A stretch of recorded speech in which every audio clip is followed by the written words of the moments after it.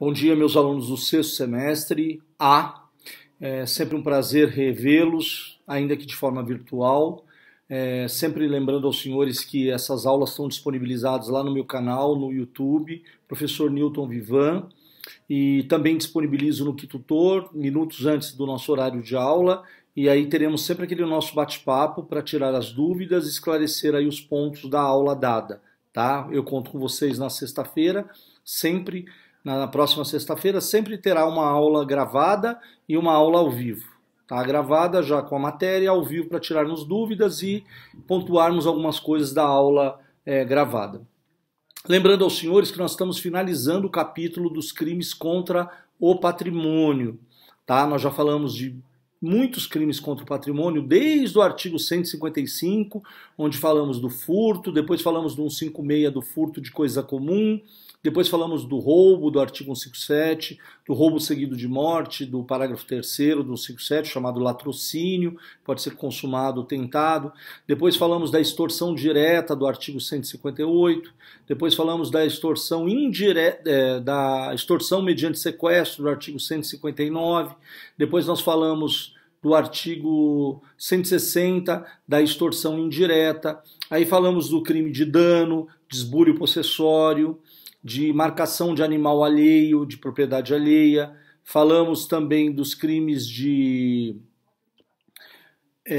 apropriação indébita comum, apropriação indébita previdenciária, apropriação indébita de coisa achada, de coisa perdida. Falamos do estelionato e outras fraudes, começamos lá com o estelionato, depois falamos da duplicata simulada, abuso de incapazes, depois falamos de outros tipos de fraudes, do warrant e etc. Tá bom? Então o capítulo dos crimes contra o patrimônio nós estamos finalizando aqui nessa aula e vamos até os crimes contra a propriedade imaterial, tá certo? Na outra aula eu vou falar dos crimes contra a organização do trabalho e finalizaremos aí com os crimes contra o respeito à religião e aos mortos. Acredito que vai dar tempo certinho, tá bom? Então vamos lá. Hoje nós vamos tratar da receptação. A receptação, classe, ela é um crime que todos os julgadores, se não todos, pelo menos a maioria, e os doutrinadores também, reputam como um crime patrimonial derivado, vamos colocar assim. Por que um crime patrimonial derivado, professor? Porque a receptação nunca será um crime inicial. Sempre deverá existir um crime antecedente que fez com que existisse a figura da receptação. Trocando em miúdos, sempre terá que haver um furto, um roubo, um estelionato, uma apropriação indébita, uma fraude qualquer, para passar o bem para terceiro, que pode ser terceiro de boa fé, aí seria uma receptação culposa, pode ser o terceiro de má fé, uma receptação dolosa, e pode ser o terceiro profissional, que são os empresários e donos de comércio e etc. Geralmente eu coloco muito como exemplo nesse caso o desmanche, porque o desmanche, ele geralmente, não todos, claro, eu nunca generalizo, mas muitos desmanches são apreendidos e os donos são presos por estarem desmanchando veículos de origem espúria, de origem criminosa. Então a receptação, ela trata basicamente disso, de quando o indivíduo recepta a mercadoria, e aí a coisa tem que ser alheia móvel, não pode ser coisa alheia imóvel, tem que ser móvel, tá? A receptação é de coisa alheia móvel, tá? E o artigo 180 que trata da receptação. Nós vamos falar do passo a passo dela, claro, mas eu estou dando uma visão geral para que os senhores entendam efetivamente o que é a receptação. Então, gravem, não existe receptação única, sem que haja um crime anterior. Só que, por outro lado, e inclusive é tema de parágrafo aqui do artigo 180, ainda que não punido o indivíduo que praticou o crime anterior, a receptação poderá ser punida de forma individual. Ou seja, digamos que, e é tema também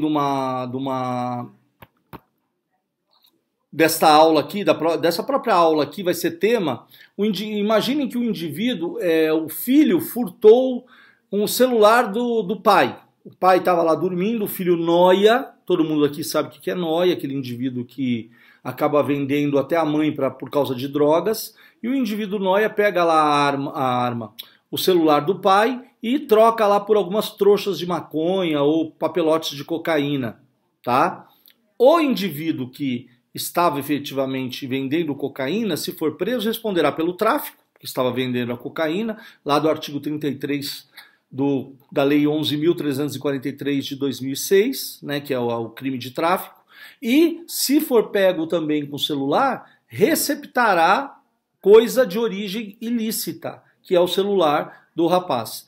Nesse caso, ainda que o rapaz não seja punido porque ele vendeu o celular do pai, filho não furta pai, pai não furta filho, eu já falei isso em aula, mulher não furta marido, marido não furta mulher. Eu lembro que eu brinquei, quem aqui nunca foi pegar a carteira na padaria para pagar um pão, quando olhou o dinheiro não estava lá, o cinquentão que ele tinha deixado, a mulher tinha rapelado, pode ser vice-versa também, né? E nesse caso aí não há crime se for na constância da união. E pai e filho também não há o crime desde que o pai seja menor de 60 anos. Tá? Nós vamos falar daqui a pouco o artigo 181. Ele fala 181, 182 e o 183, que é o caso da escusa absolutória. Mas vamos focar primeiro aqui na receptação. Gravem, receptação de receptar, de receber, não coisa lícita, mas coisa ilícita. Olha o que fala o artigo 180. Adquirir, receber, transportar, conduzir ou ocultar, em proveito próprio ou alheio, coisa que sabe ser produto de crime, ou influir para que terceiro de boa-fé a adquira, receba ou oculte. Esse tipo penal também é um tipo penal misto alternativo. O que é isso, professor? É um tipo penal que tem vários verbos, e o indivíduo pode praticar todos os verbos, se for uma única conduta, que irá pagar por um único crime de receptação. Então ele pode, por exemplo, adquirir, quando ele adquire, ele recebe, ele pode, então, transportar para algum lugar o bem que está conduzindo, aí guardar o bem na garagem, no local escondido, né? Coisa que ele sabe ser produto de crime, entenderam? Então, nesse caso aí, não interessa quantos verbos ele pratique, se for uma única coisa, ele estará respondendo pelo delito de receptação. Não é uma única coisa, um único fato. Porque, por exemplo, eu tive um ex-sogro que já está no céu, o seu Benedito Maciel, que faleceu. Eu namorava com a filha dele, a Cristiane, e na época, por ele ser doente, ele estava aposentado por invalidez, tanto que acabou falecendo depois. O que ele fez? Ele montou na porta da garagem da casa dele, ali na Vila das Palmeiras, perto ali daquela costelaria ali, da Queobs, ele montou uma lojinha de venda de fraldas, essas fraldas descartáveis, fraldas para crianças, absorventes, toda essa parte descartáveis. Ele vendia lá, montou a empresinha lá. Um vizinho malandrão, o espertomem, simulou com o motorista, ele era ajudante, simulou com o motorista de um caminhão um roubo, como se eles tivessem sido roubados e teriam levado a carga de fraldas descartáveis Huggies, acho que é Huggies, aquelas fraldas descartáveis. E aí o que aconteceu? Esse cara vendeu uma parte da fralda para esse meu ex-sogro, que já faleceu. Ele não era ladrão, ele era trabalhador, mas cresceu o olho, o cara tá vendendo mais barato, vou comprar. Claro que imaginou que alguma coisa ilícita tinha e não podia alegar que não sabia, até porque ele era comerciante. Para ele vender um produto, ele tinha que exigir nota fiscal de origem do produto, né? E aí o que aconteceu? Quando o vagabundo foi apertado, ele acabou abrindo, acabou rachando, como diz na gíria, ele acabou contando que ele realmente tinha simulado um roubo. Ele e o parceiro dele foram presos pelo furtos, né, pela notícia de crime falsa e o furto, porque eles deram falsa notícia de crime e também praticaram o furto dos produtos. Na verdade, deles não foi nem furto, foi apropriação indébita, porque eles estavam na posse e ficaram com os produtos. Foram buscar, o idiota tinha deixado uma parte dos produtos na casa dele. Aí é óbvio, a polícia foi lá e achou. E apertado, para onde você desviou o restante da carga? Para onde você desviou? Foi apertado, o cara dá mesmo, não tem jeito. O cara foi lá e rachou e falou que estava lá no seu Maciel. Chegando lá, tinha os códigos de barra, tinha lá, sei lá, alguma forma de identificação, identificaram, ele não tinha nota de origem, foi preso. Porque olha que interessante, os caras não foram presos, porque eles foram pegos 2, 3 dias depois. Então eles foram indiciados pelo furto, pela falsa comunicação de crime. Mas o seu Benedito foi preso em flagrante, porque a receptação, já gravem isso, é um crime instantâneo, que acontece na hora. Pai, faz de conta que esse celular aqui é roubado. Eu recebi, já o delito foi praticado. O cara vendeu ali para mim, eu já recebi o delito, foi praticado. Tá? Aqui o celular, o delito foi praticado. Aí, eu sou preso, porque eu estou na posse, então ele é um delito instantâneo, com os efeitos permanentes, ou seja, os efeitos continuam. Os efeitos continuam, os efeitos são permanentes. Então, o que acontece? O indivíduo, ele está em flagrante, ele foi preso em flagrante, e eu rebolei para soltá-lo, viu? Eu rebolei no sentido de se ferrar, porque parece que quando é família dá tudo errado, né? Demorou 4 meses, eu consegui soltá-lo na audiência, ele foi condenado, como a pena dele foi a mínima de 3 anos, que é 3 a 8, vocês vão ver daqui a pouco. Eu consegui na época a substituição da pena privativa de liberdade por restritivas de direito, lá do artigo 44, que vocês aprenderam no 2º ano, mas foi uma coisa séria, foi complicado, tá? Então, o caput é tranquilo, o caput tem a pena de 1 a 4 anos, tive um outro caso também de uma receptação qualificada, isso coisa de 10 anos atrás ou mais, quase 15 anos atrás. O cara tinha uma oficina de conserto de televisores e aparelhos de som, nem sei se tem ainda isso. Eu sei que tem uma ali na Paulo Facini, que é muito antiga, a Silva, que conserta aparelhos de televisão. Mas eu não sei se em bairro ainda deve ter essas oficininhas aí. Ele receptou uma televisão na época de 29 polegadas, que era top. Hoje ninguém nem quer mais, nem André Luiz, mas na época era top.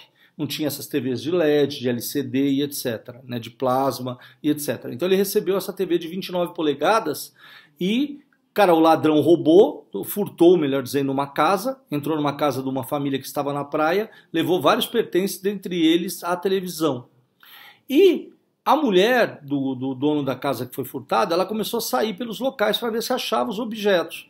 Quando ela passou nessa oficina, ela falou, pô, é a minha televisão, tinha uns arranhadinhos na frente, ela falou, é minha televisão. Só que arranhadinho na frente não é prova contundente. Mas ela falou, eu tenho certeza que é a minha. Chamou a viatura, a polícia militar foi até o local, aí o policial falou para ela, só que o fato de estar arranhada, isso não prova nada.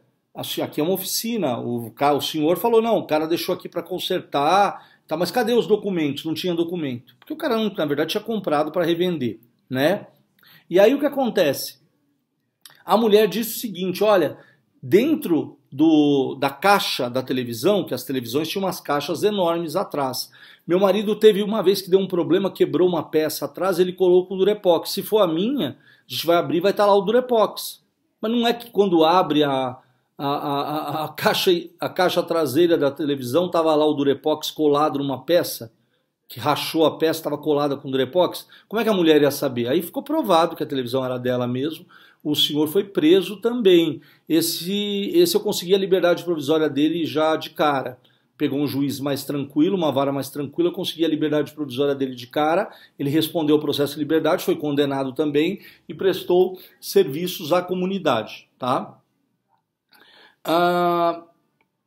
Agora, a receptação do caput, não. A receptação do caput ela é muito mais tranquila. Com o advento da Lei 12.403 de 2011, em consonância com o artigo 322 do CPP, matéria que vocês vão ter no 4º e 5º ano, Código de Processo Penal, ela acabou por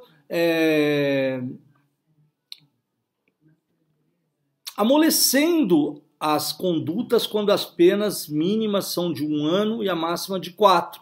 Elas permitem que o próprio delegado de polícia já solte um indivíduo mediante arbitramento de fiança. Então o delegado de polícia pode arbitrar fiança. O próprio delegado já pode arbitrar fiança. Então o delegado arbitra fiança e essa fiança ela é paga lá na delegacia e o indivíduo sai e responde ao processo em liberdade através da fiança. Então a pena mínima de 1, a máxima de 4, além de permitir a Lei 9.099, não é crime de menor potencial ofensivo, mas permite o artigo 89 da lei, ela também permite o arbitramento de fiança na delegacia, quer dizer que é uma coisa bem favorável. Então, o indivíduo que pratica a receptação do caput não pode ser comerciante, que esteja na razão da função, empresário, industrial. Pessoas comuns, qualquer um de nós. Eu, por exemplo, que adquiri esse celular roubado, não adquiri, o meu celular é novo, meu celular é comprado. Mas digamos que eu tivesse adquirido o celular roubado. Eu respondo pelo delito de receptação caput. Aqui, ó, celular, receptação caput, tá? Agora, a receptação qualificada ou receptação profissional, ela está elencada lá no parágrafo 1º. E eu vou repetir aqui para os senhores o que diz o parágrafo 1º do artigo 180, lembrando que nós estamos falando da receptação, que é crime patrimonial. Segundo alguns juízes, é a mola propulsora dos crimes patrimoniais, porque ninguém furta, rouba, pratica crimes patrimoniais para colecionar. Geralmente pratica crimes patrimoniais para vender, para fazer rolo, etc., obter vantagem com aqueles bens que foram adquiridos de forma ilícita, tá? Então diz lá o parágrafo 1º: adquirir, receber, transportar, conduzir, ocultar, ter em depósito, desmontar, montar, remontar, vender, expor à venda ou de qualquer forma utilizar em proveito próprio ou alheio no exercício de atividade comercial ou industrial, coisa que deve saber ser produto de crime. Olha que interessante. Para o cidadão comum, o legislador dá o benefício da dúvida, porque pode haver aqui a forma culposa que nós vamos falar daqui a pouco. Para o comerciante, não, porque ele já enquadra o indivíduo no deve saber, no dolo eventual. Então o cara não pode alegar torpeza. Olha, eu comprei sem saber, porque ele é comerciante. Ele não pode comprar nada para revender sem que tenha nota fiscal, nota de origem, comprovação da origem daquele produto, tá certo? Então, por isso que é chamada de receptação profissional, a receptação qualificada. Olha lá a pena: reclusão de 3 a 8 anos e multa. Reclusão de 3 a 8 anos e multa. Não cabe arbitramento de fiança na delegacia, não cabe liberdade provisória, suspensão condicional do processo, muito menos é crime de menor potencial ofensivo. No máximo, uma liberdade provisória pelo juiz, o juiz que dará ou não a liberdade provisória. Em regra, eles acabam dando porque é crime cometido sem violência ou grave ameaça, mas ele pode também obstar e não conceder a liberdade provisória, tá certo? O parágrafo 2º, ele faz apenas e tão somente a equiparação, né, do indivíduo que é comerciante clandestino, porque senão seria cômodo. Ah, excelência, eu não tenho CNPJ, eu não tenho empresa, eu não tenho, eu tenho lá uma lojinha, minha lojinha não tem firma aberta, é no fundo de quintal, não interessa, porque olha o que diz o parágrafo 2º: equipara-se à atividade comercial, para efeito do parágrafo anterior, qualquer forma de comércio irregular ou clandestino, inclusive o exercido em residência, que foi o caso do meu ex-sogro lá do seu Benedito Maciel. Vocês entenderam? Então é isso, tá? Não adianta o cara alegar que ele não era comerciante porque ele não tinha firma aberta, porque a empresinha dele era no quintal. Imagina lá, tem o seu Antônio, que é um vizinho do meu pai, desde criança eu o conheço, mora na rua do meu pai. Ele tem um barzinho que ele construiu já há uns 30 anos na frente da casa dele. Tirou uma parte da garagem e fez um boteco, um barzinho. Ele está lá há 30 anos. Tem lá deve ter um meizinho lá, uma empresinha pequena, ou até não tenha. Mas o fato dele ter o barzinho no quintal não tira a condição de comerciante dele. Então, se ele receptasse, por exemplo, uma carga de cerveja roubada, de pinga roubada, ou mesmo chiclete, ou mesmo doce, qualquer produto, e ele vendesse, receptasse isso para venda, ele estaria no caput, no parágrafo 1º e não no caput. E tanto o caput quanto o parágrafo primeiro é crime, é tipo penal misto alternativo. Vocês viram o tanto de verbo que tem lá. Parágrafo terceiro. Aqui sim é um benefício legal porque fala da forma culposa. Olha lá. Adquirir ou receber coisa que, por sua natureza ou pela desproporção entre o valor e o preço, ou pela condição de quem a oferece, deve presumir-se obtida por meio criminoso. Mas aí pode ser, porque às vezes o nóia, ele é nóia, mas ele vai lá e vende o celular próprio. A mãe deu um celular para ele para tentar localizá-lo quando ele some de casa, e ele ficou tão fissurado com droga que não tinha dinheiro, foi lá e vendeu o celular dele. Pode não ter nem a nota ali na hora, mas o celular é dele. Não é roubado, não é furtado. Se o produto não é de origem ilícita, normal, não há crime. Tá? Agora, a receptação culposa é quando você age por imprudência, por negligência. Pô, esse cara é um cara da pá virada, é um cara malandro. Como é que eu vou comprar uma coisa de um cara malandro? Quem garante que isso daí não pode ser roubado? Pode ser que sim, pode ser que não. Aqui o legislador deu o benefício da dúvida para o réu. Se provado que ele não sabia, e aí tem que ser claro, não para o comerciante. O comerciante não se enquadra aqui, só para o cidadão comum. Provado que ele não sabia, mas ele comprou a coisa com preço menor, desproporcional, ou ainda de alguém que tem a fama ruim, um indivíduo mal afamado, enfim, um indivíduo que a condição dele não é uma condição boa, ele pode sim responder pelo delito, mas aí na forma culposa. A forma culposa, inclusive, o juiz pode deixar, inclusive, de aplicar pena. Vou dar um exemplo prático para os senhores. Eu gosto de dar exemplos práticos que fica mais fácil de entender.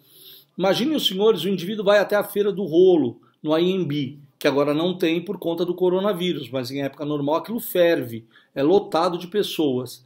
Ele vai lá na Feira do Rolo, ele vê um veículo, ele gosta do veículo, o indivíduo negocia com ele, o valor de mercado do veículo é 10 mil, o indivíduo fala, olha, eu estou bem apertado, estou vendendo por 8. É 2 mil a menos, é uma quantia significativa, mas não é absurda. Não é por R$ 1.000 um carro que vale 10, né? E aí ele fala, tá bom, vamos ver a documentação. O cara entrega a documentação perfeita. Nós podemos puxar os documentos para ver se está tudo certinho? Claro, puxa a documentação, tudo certinho. Olha a placa certinho, olha o número do chassi certinho. Só que o cara compra, paga lá os R$ 8.000, com comprovação, com TED, etc. Depois ele vai fazer a transferência do veículo e a perícia lá da lacração diz o seguinte, olha, esse veículo tem suspeita de adulteração de motor ou adulteração de chassi. Olha que situação. O cara tomou um preju, nunca mais vai achar aquele vendedor, que era um pilantra, estava lá para dar chapéu mesmo, perdeu R$ 8.000 e vai perder o carro. Em circunstâncias desse matiz, em regra, o juiz acaba deixando de aplicar a pena, tá? É um perdão tácito aí, ele acaba deixando de aplicar a pena. Mas se for culposa, nos moldes do parágrafo 3º, a pena é de detenção de 1 mês a 1 ano ou multa, ou ambas as penas. Então pode ser 1 mês a 1 ano ou uma multa, ou ainda 1 mês a 1 ano e multa, tanto faz. Tá? Mas vocês percebam que é uma pena de menor potencial ofensivo e ninguém ficará preso numa receptação culposa, tá bom? E não é só o valor, né, classe? Porque, imaginem, o objeto é meu, eu vendo pelo preço que eu quiser. Se eu quiser vender bem mais barato do que custa no mercado, desde que a coisa não seja ilícita, não há problema nenhum. O problema aí é quando a coisa é ilícita. Se a coisa for ilícita, aí ferrou, tá? Parágrafo 4º que eu havia falado, vou repetir para os senhores. A receptação é punível, ainda que desconhecido ou isento de pena o autor do crime de que proveio a coisa. Então, ainda que isento de pena ou desconhecido o autor, achar o cara com o veículo roubado, furtado, etc. E não acharam o roubador, o furtador, o estelionatário, o indivíduo que se apropriou indebitamente do veículo e passou para aquele. Não tem problema. Desde que haja um boletim de ocorrência noticiando o crime, a coisa é ilícita e será punido o receptador, ainda que não se localize o autor do delito patrimonial. Tem problema, ele é punido. Ainda que haja uma escusa absolutória, que eu vou falar daqui a pouco, ele será punido da mesma forma, tá certo? Ainda que o indivíduo que tenha praticado o furto seja menor de idade e não seja punido lá no ECA, não interessa. Ele receptou, ele vai ser punido da mesma forma, tá bom? Parágrafo 5º. Na hipótese do parágrafo 3º, olha lá a colher de chá. Se o criminoso é primário, pode o juiz, tendo em consideração as circunstâncias, deixar de aplicar a pena. Então, olha, lembra que eu falei para os senhores? Na hipótese do parágrafo 3º, receptação culposa que não existe para o comerciante, para o empresário, para o industrial, só para a pessoa comum. Se ele for primário, não tem nenhuma condenação transitada em julgado, pode o juiz, tendo em consideração as circunstâncias, deixar de aplicar a pena. É o que eu falei, é um perdão tácito. Por quê? Porque ele vai analisar o seguinte, putz, esse cara se ferrou. Ele comprou, foi enganado realmente, ficou comprovado que ele foi enganado e ainda vai tomar uma cadeia? Não. Eu vou deixar de aplicar a pena justamente porque ele foi vítima também da falta, da ausência da máquina estatal. Porque se há um documento que o papel moeda é bom, o documento do veículo parece legítimo, só que os dizeres dele são falsificados, ou então que é um dublê, os dizeres são reais, tudo é real, o cara foi enganado. Então não é justo o cara ser punido 2 vezes. Então o juiz pode, tá? E na receptação dolosa do caput, aplica-se o disposto no parágrafo 2º do artigo 155 do CP, que é o crime de bagatela. Então, se o indivíduo recepta a bagatela, aplica-se o que diz lá a bagatela, se ele for primário e etc., aplica-se lá, o juiz vai transformar a pena de reclusão e detenção ou ainda transformá-la em pena de multa, tá bom? Parágrafo 6º. Esse parágrafo 6º, ele é muito comum porque, infelizmente, os indivíduos acabam receptando bens públicos. Olha lá o que diz o parágrafo 6º. Tratando-se de bens do patrimônio da União, do Estado, do Distrito Federal, do município ou de autarquia, fundação pública, empresa pública, sociedade de economia mista ou empresa concessionária de serviços públicos, aplica-se em dobro a pena prevista no caput desse artigo. Vamos fazer uma diferenciação. O cara vai lá e furta todos os cabos telefônicos do bairro dele para vender o cobre. E ele vai lá e vende o cobre no desmanche. Não vai dobrar a pena, porque lá já é de 3 a 8 anos que o dono do desmanche é comerciante. Mas ele vende para uma pessoa. Essa pessoa compra dele e depois essa pessoa vai passar para o desmanche. Mas essa pessoa que comprou, a pena do caput dele será de 2 a 8 anos, será dobrada, por conta de ser produtos subtraídos de órgãos públicos, autarquias, fundação pública, sociedade de economia mista ou empresa concessionária de serviços públicos. Foi o exemplo que eu dei, empresas telefônicas, empresas de energia elétrica, hidráulica e etc. Tá bom? O artigo 180A, ele é novo, ele foi inserido ano passado no Código Penal, o ano passado ou retrasado, depois vocês deem uma lida aí no número da lei, que eu não me recordo o número da lei, que é a receptação de animal, receptação de semoventes. É o que eu falo sempre, desde o primeiro dia de aula, nós não estudamos direito, nós estudamos ciências jurídicas e sociais, por isso que sempre há uma evolução. Normalmente não fica estagnado. A cada vez que há uma evolução, a evolução se enquadra, se adequa também ao Código Penal, ao Código de Processo Penal. A última grande evolução foi a Lei 13.964 de 2019, o pacote anticrime, que alterou várias leis e alterou o Código Penal e o Código de Processo Penal comum e o Código de Processo Penal militar também. Diz lá o artigo 180A. Sempre quando o artigo é A, é porque ele foi inserido depois no Código Penal. Diz lá o artigo 180A. Adquirir, receber, transportar, conduzir, ocultar, ter em depósito, ou vender. Então, adquirir, receber, transportar, conduzir, ocultar, ter em depósito ou vender. 7 verbos. O tipo penal misto alternativo que tem mais verbos é o tráfico, tem 18 verbos. Esse tem 7, tá? Com a finalidade de produção ou de comercialização, semovente domesticável de produção, ainda que abatido ou dividido em partes, que deve saber ser produto de crime. Aqui ele pune também o dolo eventual. Tá? Aqui ele pune também o dolo eventual. Então, mesmo sendo comerciante, mesmo sendo empresário ou industrial. Se a receptação for animal, de animais para abate ou para reprodução para venda, caso de cachorros, cães de raça, gatos de raça e etc., gados quando se vende inteiro ou em parte, a pena aqui vai ser de 2 a 5 anos e multa. Não cabe a Lei 9.099 e não cabe fiança na delegacia. Somente o juiz poderá arbitrar fiança. Tá certo? O sujeito ativo desse delito do caput, sujeito ativo do caput, do parágrafo 3º e do parágrafo 4º e 5º é qualquer pessoa. Aí é qualquer pessoa, tá? Do parágrafo 6º também pode ser qualquer pessoa.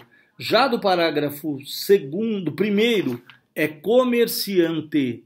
Do parágrafo 1º é comerciante. E do parágrafo e o artigo 180A, o sujeito ativo tanto pode ser comerciante quanto pode ser pessoas comuns. Professor, mas qual a diferenciação então lá do parágrafo 1º? É que lá ele exige a condição de comerciante, aqui não. O cara pode, por exemplo, não ser comerciante, adquirir lá um gado roubado em partes e depois vender entre os familiares ou distribuir entre os familiares. Não interessa. Nesse caso aí, ele vai ter a pena maior porque a receptação é do animal. E hoje nós sabemos que já no Brasil, segundo o último censo, aí tem quase 50 milhões de pets. Então é uma realidade. Né? A gente pega amor pelos bichinhos. Imagina, você tem um amor pelo bichinho, o bichinho é raptado e o pessoal leva e vende o bichinho para outra. Então é crime, pena grave, 2 a 5 anos, é crime. A vítima aqui, classe, é o possuidor ou proprietário da coisa alheia móvel. Né? O possuidor ou proprietário. O possuidor porque nem sempre o proprietário está na posse. Imaginem, por exemplo, as locadoras de veículo. As locadoras de veículos, elas locam o veículo, elas têm o domínio, que elas são donas da frota, e tem a posse indireta, porque quando elas entregam o veículo locado, quem vai ter a posse direta é o condutor que está, é o locatário que está com o veículo locado. Imagine que o locatário leva o veículo, vai fazer compras no mercado, deixa o veículo lá, e aquele veículo é furtado, tá? Ou roubado, ainda com revólver tudo. E aquele veículo é passado para terceiros. Tanto a vítima do furto e do roubo é vítima do furto e do roubo, quanto o dono da locadora. Ele é vítima tanto do furto e do roubo, quanto da receptação também. Tá? O elemento subjetivo do tipo é o dolo, com exceção do parágrafo 3º, que é a culpa. Então o dolo e a culpa são os elementos, são 2 elementos subjetivos do tipo, o dolo e a culpa. O momento consumativo aqui é com a tradição, com a entrega da coisa. Então é um crime instantâneo, mas de efeitos permanentes. Enquanto a pessoa estiver na receptação, ele vai ser punido. Aliás, eu vou passar uma curiosidade para os senhores. Quando estivesse em sala, eu ia ficar calado, ia perguntar e ia ficar calado e esperar a resposta, mas aqui nós estamos em sala. Estamos em sala sim, com a aula gravada. Então, na hora da aula, eu vou parar aí e vou perguntar isso. Vou fazer a pergunta e vou parar o vídeo. Aí quem viu, viu. Quem não viu, vai ter chance de pensar para responder. Por que quando alguém é encontrado com um veículo roubado, vamos colocar veículo, tá, que é o mais comum, com um veículo roubado, a pessoa é conduzida para a delegacia, quem está na posse do veículo, e a primeira providência que o delegado faz é ligar para a vítima do delito. Alguém sabe responder por quê? Aí eu paro aqui e aí faço a pergunta no grupo. Mas eu vou deixar a resposta já aqui. É porque o indivíduo que está na posse, ele pode ser o roubador ou o receptador. Se ele for, olha que interessante, se ele for o roubador, a vítima vai olhar lá e falar assim, foi ele que me roubou. Beleza, ele vai ser autuado, vai ser indiciado por roubo à mão armada ou não, tudo bem? Agora se a vítima fala não reconheço essa pessoa, ele vai ser autuado em flagrante por receptação. Olha que estranho, a receptação é mais leve que o roubo é 4 a 10, a receptação é 1 a 4, a comum. Só que o indivíduo que roubou, por não estar mais em flagrante, e o roubo não é crime permanente, é crime instantâneo, ele não responderá pelo delito de receptação, porque você não pode roubar e receptar. Ou você rouba ou você recepta. Tá? Então ele vai responder apenas pelo delito de roubo. Não está livre, não está isento, ele só não vai ser preso ali em flagrante, vai responder ao processo. Já o receptador, que não roubou, mas receptou, ele ouve a tradição, então houve o crime instantâneo, mas os efeitos são permanentes, então ele vai continuar na posse daquele veículo. Por isso que ele vai ficar punido por esse veículo. Tá? Ele vai ser punido na receptação. Então é por isso que se chama sempre primeiro a vítima. Ela que vai definir qual a conduta que vai ser imputada àquele suspeito. A tentativa ela é de difícil constatação pelos motivos que eu acabei de falar, porque o crime é instantâneo de efeitos permanentes, mas ela é possível. Difícil, mas não é impossível. Na hora que o cara roubou o carro, ele está chegando lá no desmanche para entregar, a polícia dá um mão para a cabeça na porta do desmanche e o cara fala, o dono está esperando ali. O dono seria preso por tentativa de receptação e o outro indivíduo seria ou preso em flagrante ou indiciado pelo roubo ou furto daquele veículo. A Lei 9.099, em alguns casos é aplicável o artigo 61, como, por exemplo, lá no parágrafo 3º, no caput é aplicável o artigo 89, no parágrafo 5º pode ser aplicado o 61 ou 89, vai depender do crime, propriamente dito, do que o juiz entender, que é a bagatela, né? E no parágrafo 6º não cabe, no parágrafo 1º, 6º e no 180A é inadmissível a Lei 9.099. Repetindo, no parágrafo 1º, no parágrafo 6º e no artigo 180A é inadmissível. E a ação penal aqui é pública incondicionada. Ação penal pública incondicionada. Tá bom? Nós vamos falar agora das disposições gerais para nós terminarmos o capítulo dos crimes contra o patrimônio. Olha que interessante, estamos acabando o capítulo dos crimes contra o patrimônio. Lembra que eu falei que demorava pra caramba? Porque tem muito crime. E é normal, demora mesmo. Vai do 155 até o 180, mais as disposições gerais até o 183. Então, dá lá 25, uns 30 artigos, mais ou menos. Bastante artigo, tá? Mas diz lá o artigo 181. É isento de pena quem comete qualquer dos crimes previstos nesse título em prejuízo. Eu quero que vocês escrevam aí para não errar, porque talvez agora nesse semestre não, mas no semestre que vem pode ser que eu dê uma prova cobrando aí a matéria dada, se eu for professor de vocês, espero em Deus que eu seja, vai depender da Débora mexer os pauzinhos, né? Cobrando aí a matéria que eu efetivamente dei. Eu cobro só aquilo que eu dou em aula, só aquilo que eu ministro em aula, né? Que eu dou em aula fica até estranho. Só aquilo que eu ministro em aula que eu cobro. Né? As aulas ministradas são cobradas. Mas olha lá, artigo 181. É isento de pena quem comete qualquer dos crimes previstos nesse título em prejuízo. Escrevam na frente aí, escrevam, ou digitem, ou escrevam. Escusa com S, escusa absolutória. Vocês estão descobrindo um novo meio de isenção de pena, que não é excludente da ilicitude, nem excludente da culpabilidade. Chama-se escusa absolutória, tá? Artigo 181.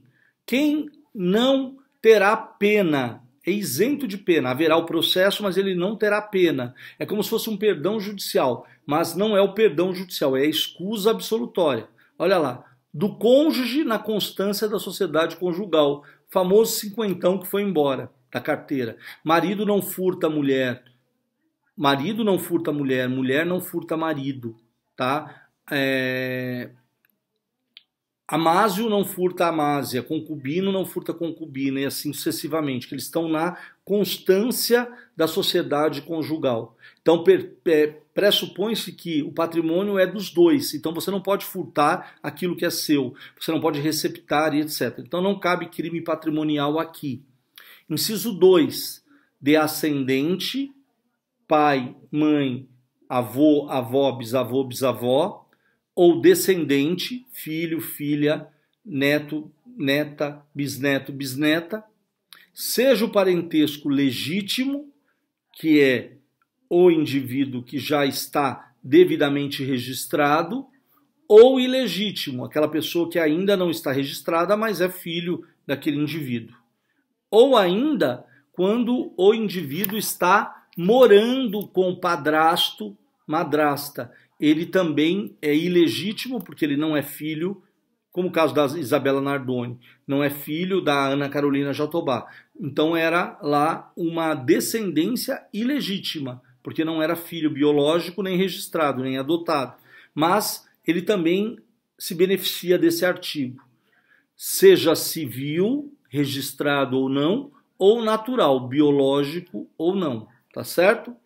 Esses dois casos é isento de pena. Se o filho furta o pai, olha que interessante, cuidado com isso. Um filho noia, pega um outro carinha que não é filho e vai lá e fala, ó, meu pai, eu consegui a cópia da chave do mercadinho do meu pai. Vão lá à noite, pegam um monte de pacotes de cigarro, mais bebida alcoólica, furtam e vão embora. No outro dia o cara chega a ver tudo revirado lá, furtaram. Só que o cara estava tão noiado que ele esqueceu que tem câmeras de segurança. As câmeras de segurança mostram que quem furtou o pai foi o filho, na companhia de um terceiro que ele não conhece. O filho está isento de pena. O terceiro não. O terceiro não se beneficia. Vocês vão ver daqui a pouco. O terceiro se ferra, para falar o português claro. Artigo 182. Somente se procede mediante representação se o crime previsto nesse título é cometido em prejuízo. Aqui, no 181, isento. E no 182, pode punir, mas tem que ter a representação naquele prazo decadencial de 6 meses a contar do descobrimento da autoria. Olha lá. Artigo 182. Somente se procede mediante representação, não é queixa-crime. Representação é o delegado faz o BO, diz para o delegado que quer a continuidade do inquérito. É mais fácil, não tem que contratar um advogado. Inciso 1. Do cônjuge desquitado ou judicialmente separado.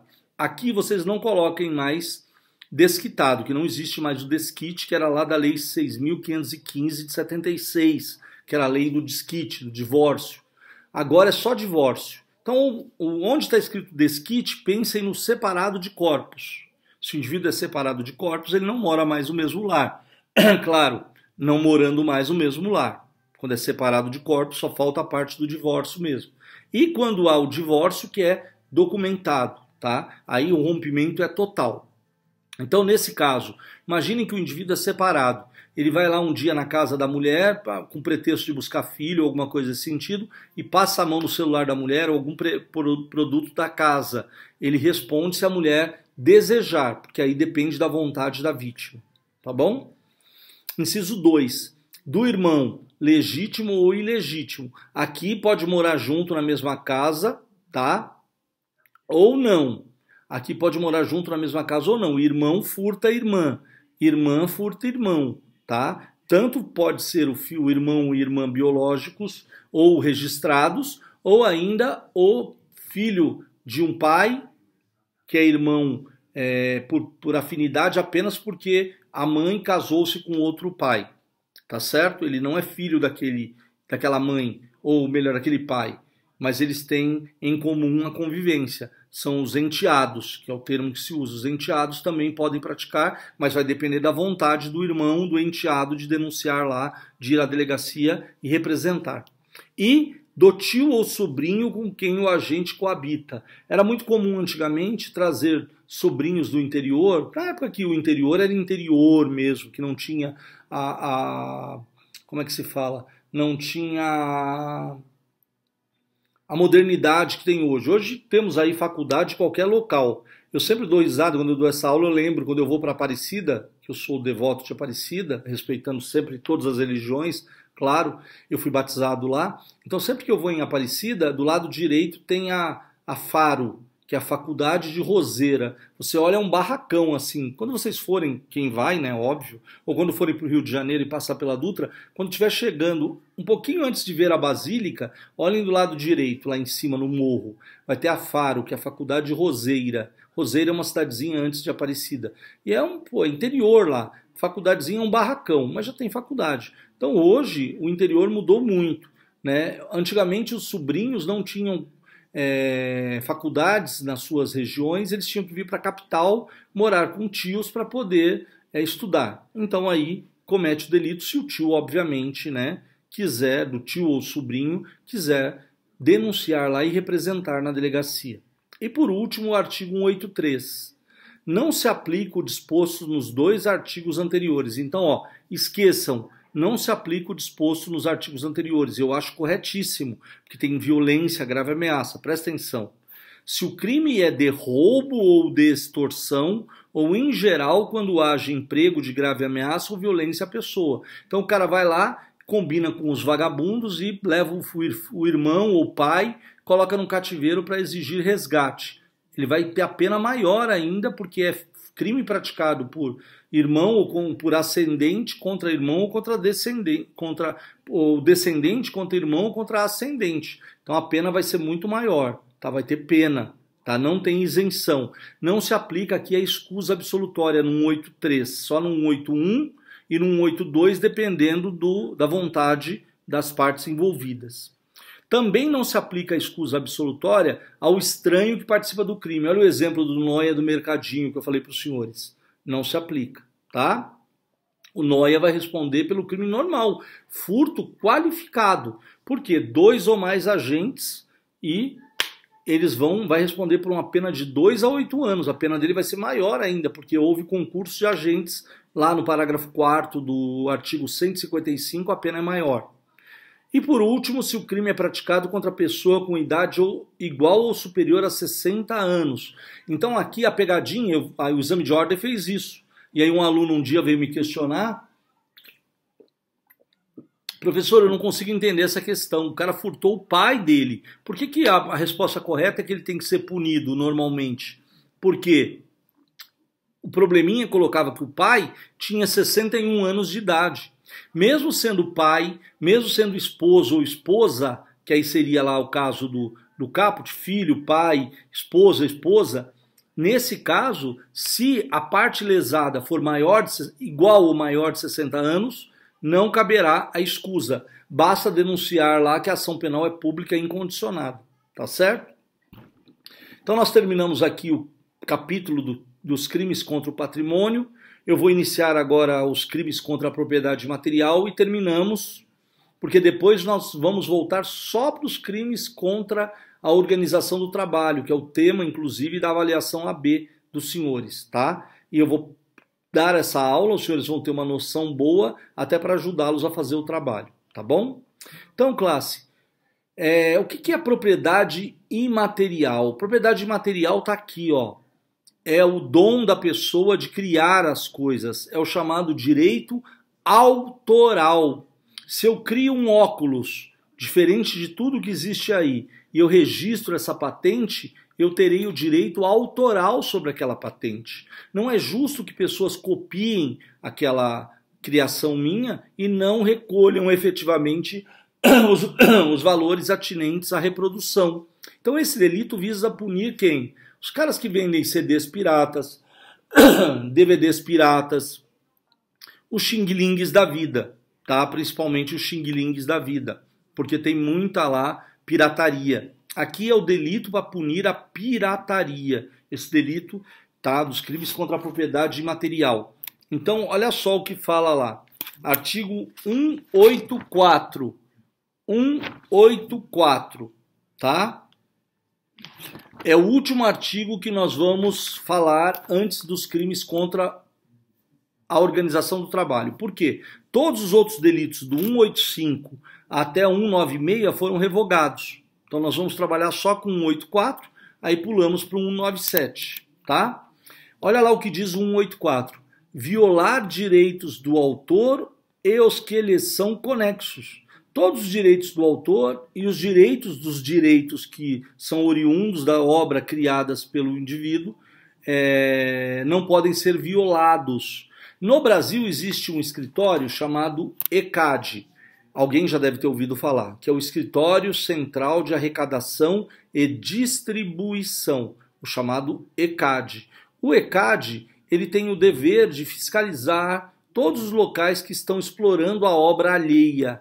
Então é muito comum, por exemplo, bufês, os bufês que vocês veem de crianças, eles pagam o ECAD. Por que eles pagam o ECAD, professor? Eles não estão falsificando nada? Não. Mas eles estão tocando músicas infantis ou músicas para mais adultos, quando querem agradar um pouco o público adulto que acompanha as crianças, de artistas. E esses artistas, eles têm que receber o valor pela obra que eles criaram.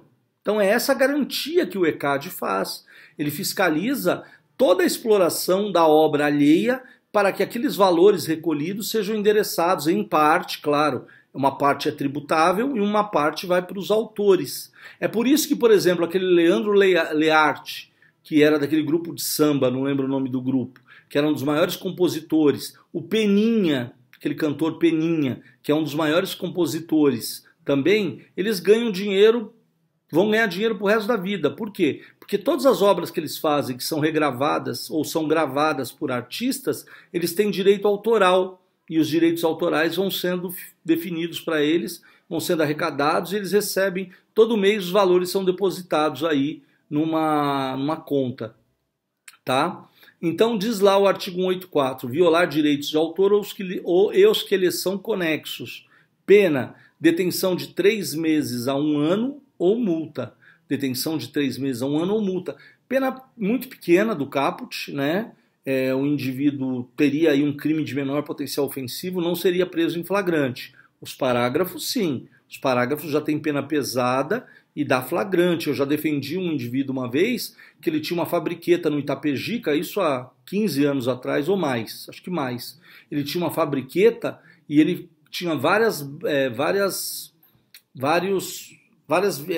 HDs, né, de computador, e ele gravava, reproduzia vários CDs piratas e vendia lá, olha que incoerência, onde eram vendidos os CDs piratas? Na Capitão Gabriel ali, embaixo da marquise daquele banco, em frente à Marabras ali, que todo mundo sabe onde é, um monte de coisa pirata se vende ali, e esse indivíduo foi preso com a Ana Lúcia Queiroga, era uma juíza da 3ª Vara Criminal, era uma FDP, ela está agora na 16ª Vara lá na capital, na Barra Funda, foi promovida, filha do coronel Queiroga, e ela agia como coronela mesmo, ela não soltava praticamente ninguém.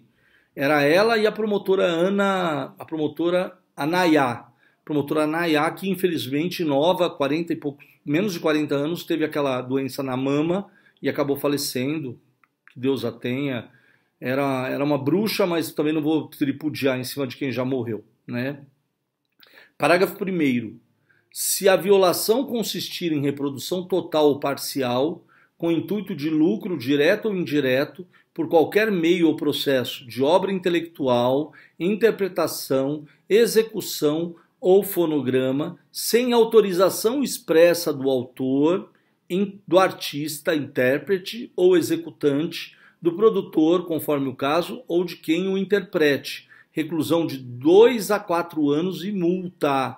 Então essa reprodução, classe. Por isso que eu falo para vocês que o ECAD sai cobrando em local por local. Que o indivíduo faz a reprodução da obra, né? Ele não pode fazer a reprodução da obra sem pagar, tá certo? Não pode. Reclusão de 2 a 4 anos e multa. Não cabe lei 9.099, mas agora, com o advento, a partir de 2011, por isso que eu falo que o crime lá foi bem mais antigo, a partir de 2011 o delegado pode arbitrar fiança porque a pena máxima é igual a 4 anos.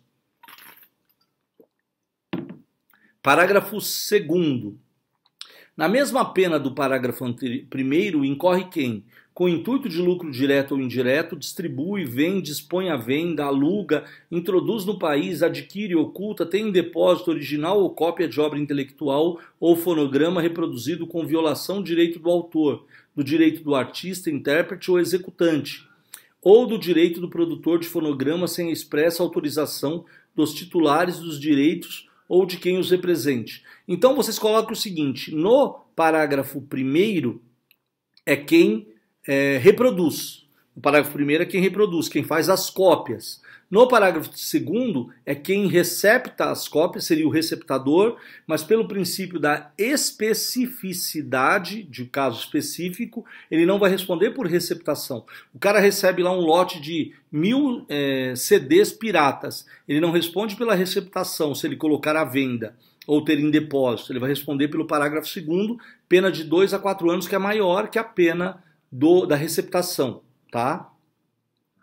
É maior do que o caput, mas é menor do que 3 a 8, que seria a pena para o comerciante. Então aqui ele acaba se dando bem, porque a pena dele como comerciante é menor do que a pena da receptação qualificada. Parágrafo 3º.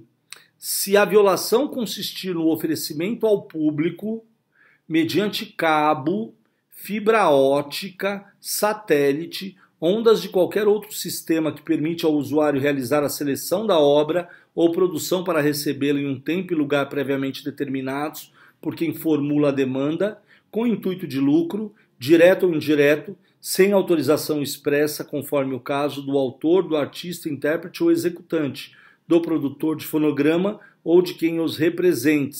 Olha lá, então aqui ele pune os caras que vendem os gatonetes. No Rio de Janeiro é muito comum. O cara ele consegue algum esquema que ele consegue reproduzir e liberar o sinal para os indivíduos das comunidades do Rio. Então os indivíduos não pagam para a NET, para Sky, para Vivo e etc. A televisão por assinatura. Eles pagam por exemplo, eles pagam para os bandidos, para os indivíduos lá que são os chamados indivíduos de milícias. Lembrei, os indivíduos que têm milícias ou participam de milícias. E o parágrafo, a reclusão, a mesma pena, 2 a 4 anos e multa. E o parágrafo 4º, ele fala, o disposto nos parágrafos 1º, 2º e 3º, não do caput, tá? Não se aplica quando se tratar de exceção ou limitação ao direito do autor ou os que lhe são conexos, em conformidade com o previsto na Lei 9.610, de 19 de fevereiro de 98. Nem a cópia de obra intelectual ou fonograma em um só exemplar para uso privado do copista, sem intuito de lucro direto ou indireto. Então, se você tirar uma única cópia, você conseguiu tirar no seu escritório, eu pego lá um livro, eu tiro uma cópia integral, eu deixo o livro original no escritório e deixo a cópia integral, que vira uma apostila, na minha casa. Por qualquer motivo, dá uma busca e apreensão na minha casa. Eles acham essa apostila copiada na íntegra, eu não respondo, porque eu produzi uma única cópia. O dono da Xerox responde, se ele ficar reproduzindo com o intuito de lucro, tá? Objetividade jurídica, aqui tutela-se o interesse econômico e moral do autor sobre o fruto de sua obra, né? A obra é do autor, ele quer receber os direitos autorais. Teve até um caso que o Queen, na época, o Freddie Mercury e o Queen, eles processaram acho que era o Ice Vanilla, por causa daquela música que ele fez, Ice, Ice Baby, né, que era nada mais, nada menos que uma réplica do Under Pressure, que é uma música famosa do Queen. Então eles acabaram... O Queen? É o Queen, né? Eles acabaram perdendo a ação lá, o Vanilla Ice teve que pagar uma fortuna para os componentes lá do Queen, porque eles tinham feito plágio. Era plágio. Esse é o crime do plágio. Tá? Para vocês entenderem, quando perguntarem qual é o crime do plágio, é esse crime do artigo 184. Sujeito ativo aqui, qualquer pessoa, classe, é um crime comum. A vítima é o autor, pessoa física criadora da obra literária, artística ou científica violada, ou ainda os seus herdeiros ou sucessores. Os herdeiros dos Mamonas Assassinas, por exemplo. As obras que foram criadas pelo Dinho, pelo Dinho, assinadas por ele, se amanhã ou depois alguém reproduzir essa obra, tem que pagar. Fizeram um filme, aí, uma peça teatral sobre os Mamonas Assassinas, tiveram que pagar royalties, porque é direito autoral, tá certo? Elemento subjetivo do tipo somente o dolo, não é esse crime na forma culposa. A consumação se dá com a violação do direito autoral, isto é, com a reprodução, modificação ou alteração de obra literária, artística ou científica com a finalidade de lucro, tá? A tentativa ela é admissível. Quando vai começar a reprodução, a polícia chega e encontra lá o indivíduo com os aparelhos, com uma matriz, mas ainda não foi feita nenhuma reprodução. Se já tivesse sido feito pelo menos uma reprodução, é consumado. Mas não sendo feito, é forma tentada. E a ação penal? Eu coloquei até uma observação aqui para vocês não se confundirem.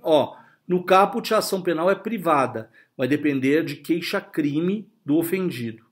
Pública incondicionada nos parágrafos 1º e 2º do artigo 184, é pública incondicionada, parágrafo 1º no 2º. Pública incondicionada nos crimes cometidos contra as entidades de direito público, autarquia, empresa pública, sociedade de economia mista ou fundação instituída pelo poder público. E pública condicionada à representação nos crimes do parágrafo 3º do artigo 184. Recapitulando, então, para nós terminarmos a aula de hoje. No caput, ela é privada, no parágrafo 1º e 2º, ela é pública incondicionada, se for contra entes públicos, pública incondicionada, e no parágrafo 3º, depende de representação, ela é pública condicionada, tá certo? Então nós terminamos a aula por hoje, terminamos mais um capítulo, ficaremos então na próxima aula para o artigo 197, artigo 197, que é dos crimes contra a organização do trabalho, que é o tema do trabalho dos senhores. Desejo aí um ótimo final de semana a todos, que Deus os abençoe, continuemos em oração para que voltemos logo, que menos pessoas sejam afetadas por esse vírus maldito, que mata tantas pessoas, tantos pais de família, tanta gente boa aí que está falecendo. E se cuidem, classe, se cuidem. A Bruna falou que ela trabalha no hospital. Bruna, muito cuidado com seus entes queridos, seus entes amados, cuidado com você mesmo, se proteja. Quem trabalha com a área da saúde, se proteja, que a coisa está séria. Eu tenho fé em Deus que logo passa, se Deus quiser, mas enquanto não passar, estaremos aqui, tá bom? Que Deus abençoe a todos, um ótimo final de semana. E não se esqueçam de se inscrever lá no meu canal, Professor Newton Vivan. Sempre que tiver um vídeo novo, vocês são cientificados do vídeo. Um abraço a todos.